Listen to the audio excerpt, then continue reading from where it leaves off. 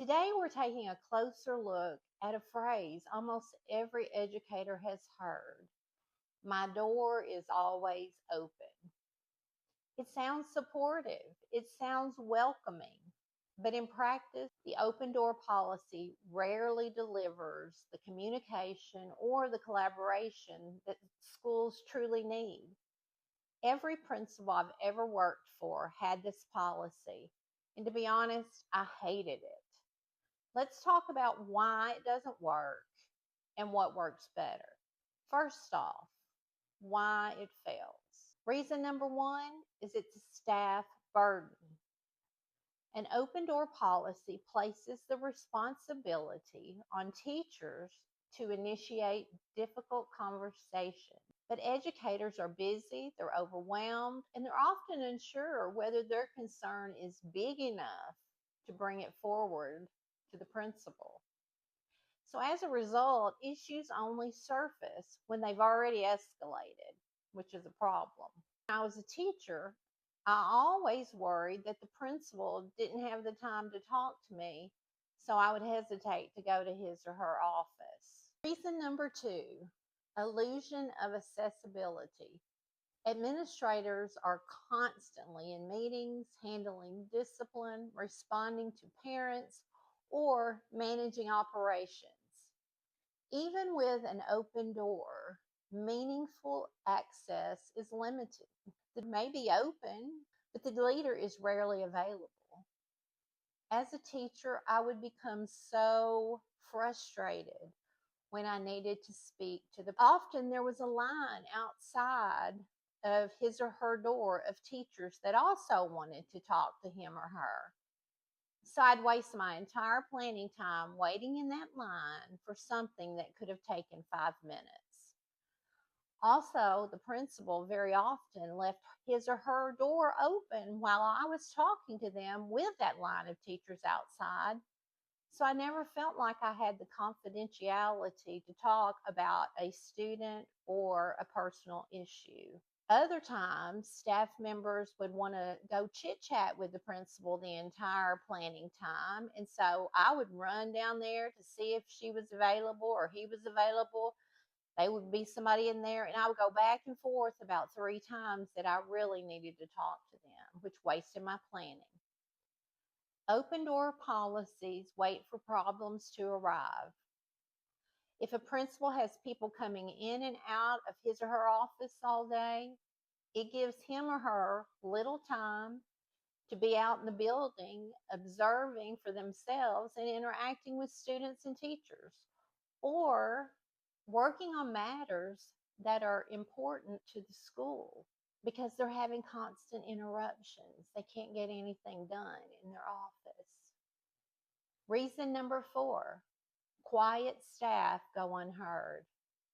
The staff members who need support the most are those who are anxious, introverted, or overwhelmed. And they are the least likely to make contact. That means only the most vocal individuals are heard while important concerns remain unspoken. Hi, my name is Sherry Davidson. I was a school and district administrator for 22 years. My school won a National Blue Ribbon honor, and I worked at the district level training principals and assistant principals. These are the systems that worked in my school so that every teacher had access to me. But I also had time to work on the important work of the school instead of having to bring my work home every night. One of my systems was to have a teacher email me if they needed to see me about something. Then I could look at my calendar, find an open time, block it off, so that when the teacher came, I could give him or her my undivided attention. I would close my door, and the teacher knew that our conversation would be productive and confidential. If a teacher needed to see me immediately, I would have them tell the secretary, and I would see them then. Or if I were out of the office, one of the assistant principals would see them to address their issue. Also, I tried to be proactive to diminish any questions that they may have.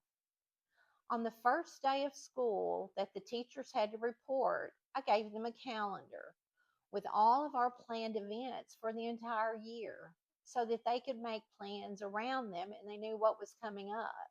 Also, I had a weekly newsletter to keep all staff informed about important events in the school as well as any reminders I wanted to give them.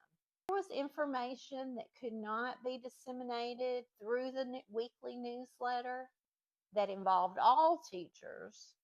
I would schedule a faculty meeting. This was rare, which teachers really appreciated because they do not want to sit and listen to you tell them something that they could have read in a newsletter. Also, I cleared a calendar one day each week to sit in on my teachers' professional learning communities. This gave me an opportunity to work with them on curriculum as well as giving them an opportunity to share any concerns about students.